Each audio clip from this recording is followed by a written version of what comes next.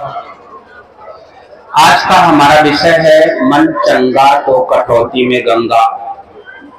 ये शब्द किसी महापुरुष के मुख से क्यों निकले होंगे, इस पर आप सबको मनन करना है, मंथन करना है कि आखिर मन चंगा तो कटौती में गंगा ऐसा वाक्य आया क्यों होगा।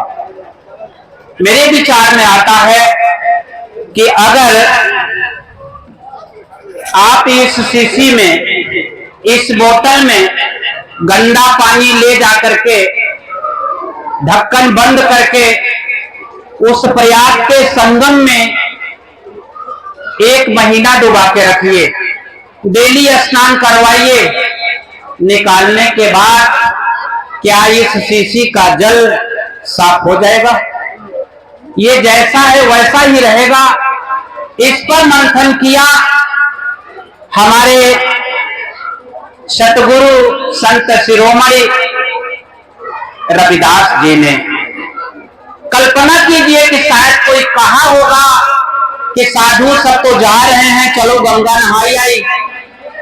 उन्होंने कहा होगा कि मन चंगा तो कटौती में गंगा। आज हमारा समाज उसी दलदल में फंसा हुआ है जिस दलदल में घटनाएं परिघटनाएं घटी हैं। आज हमारा समाज उसी भीड़ तंत्र में फंसा हुआ जिस भीड़ तंत्र में आज न तो आप मुझसे बोलना चाहेंगे न मैं कहना चाहूंगा कि कई कई दिनों से कई कई किलोमीटर, सैकड़ों किलोमीटर तक जाम लगा है। हमारा बहुजन समाज आज भी जाम में फंसा हुआ है। हमारा बहुजन समाज आज भी दलदल में फंसा हुआ है। उसकी समझ में नहीं आ रहा है कि हमारे संत पुरुषों ने दिखाया कि इस शीशी का जल ही स्वच्छ कर लो, वह आवरण धुलने से कोई मतलब नहीं होगा। तब आया होगा कि मन चंगा तो कटौती में गंगा। ये हमारा विषय रहा और आज का विषय रहा।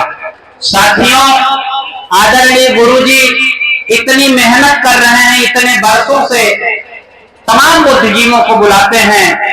आज केपी राहुल सर ने जितना पटल खोल करके दर्शाया आप सबको, हम सबका उत्तरदायित्व बनता है उन सारी चीजों को पढ़ने के लिए। हमारे पूरे समाज को उनको भी पढ़ना चाहिए कि जिनकी तथा कथित हम कभी अपने मुंह से, अपने समाज वाले के मुंह से कहते हैं कि वो बुरा है, नहीं, शायद वो भी हमारी तरह बेचारे अनभिज्ञ हैं। आपको पढ़ना है तो हजारी प्रसाद जी को आप पढ़िए ना, ब्राह्मण समाज के हैं।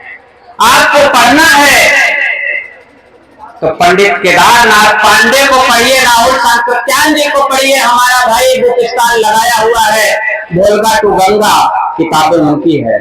आपको पढ़ना ही है तो पेरियार साहब को पढ़िए, रामास्वामी नायकर को पढ़िए, नलई को पढ़िए और ऐसे तमाम विचारक हैं, उनको आप पढ़िए। आप बिल्कुल दलदल में नहीं फंसेंगे, आप किसी जाल में नहीं फंसेंगे। आपकी जो कल्पना परिकल्पना है कि हम 85 हैं, तब शायद वो चरितार्थ बात होगी कि आप जहां पर खड़े हैं आप बहुत ही समृद्धशाली हैं।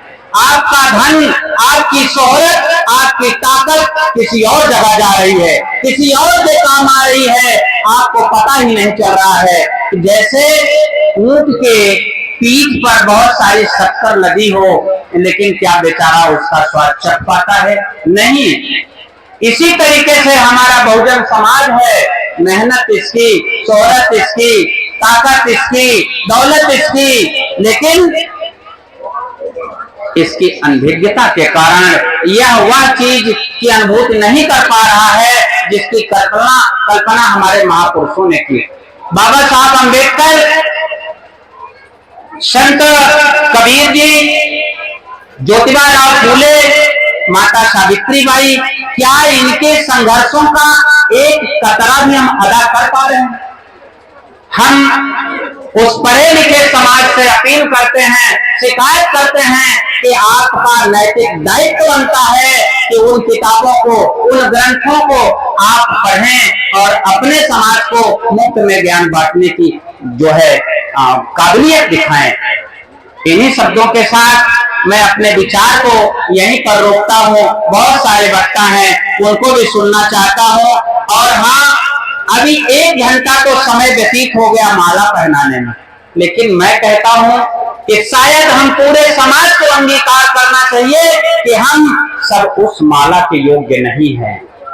जिस माला को पहनाने के लिए घंटों समय गुजर जाता है, एक दिन पुष्प ने हमसे कहा, क्या बात है।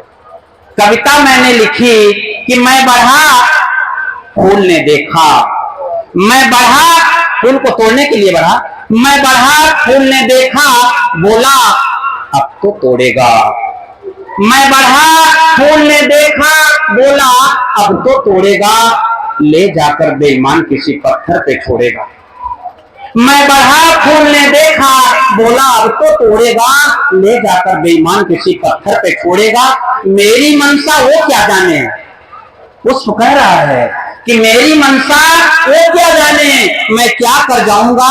अरे अपनी सुबास से गुलशन में खुशबू फैलाऊंगा, जीवन अर्पित कर सारा परिणाम मैं लाऊंगा, बीज स्वरूप में अपने को जग में बिखराऊंगा। ये कुटिल कुचाली कपटी नाता स्वार्थ से जोड़ेगा, ले जाकर बेईमान किसी पत्थर पे छोड़ेगा। ये पुष्प कह रहा है। तो क्या आपने अपने अंदर के छल कपट दंड देश को मार दिया है? नहीं, तभी तो आप पुष्प की हत्या करके ले जा रहे हैं, वहां पर चढ़ा रहे हैं और हमको कह रहे हैं कि माफ करो देवा। काहे को माफ करेंगे?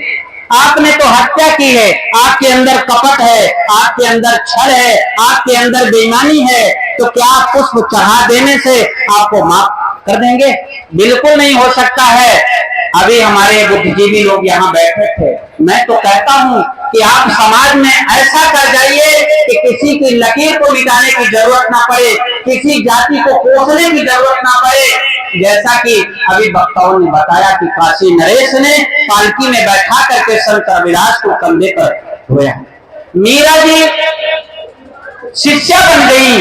आप अपनी लकीर को इतनी लंबी कर दीजिए कि दूसरे की लकीर छोटी पड़ जाए, मिटाने की जरूरत नहीं। हमारे संत को से ही सिखाते हैं कि अपदीपो भव, आप स्वयं उजाला बनिए, अंधेरे से लड़ने की जरूरत नहीं है, अंधेरा तो चला जाएगा।